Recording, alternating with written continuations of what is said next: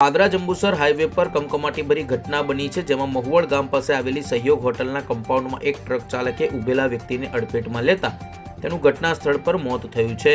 જોકે સમગ્ર મામલે વડુ પોલીસે ગણતરીની મિનિટોમાં જ આરોપીને ઝડપી જેલ હવાલે કર્યો છે. સમગ્ર અકસ્માતના સીસીટીવી ફૂટેજ સામે આવ્યા છે. જોઈ શકાય છે જે પ્રકારે ટ્રક ચાલકની ભૂલના કારણે એક વ્યક્તિએ જીવ ગુમાવવાનો વારો આવ્યો છે.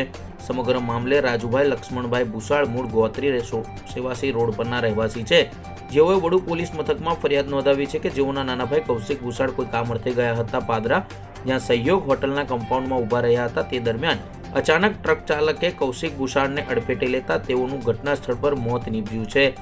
સમગ્ર મામલે સીસીટીવી ફૂટેજ પણ બહાર આવ્યા છે.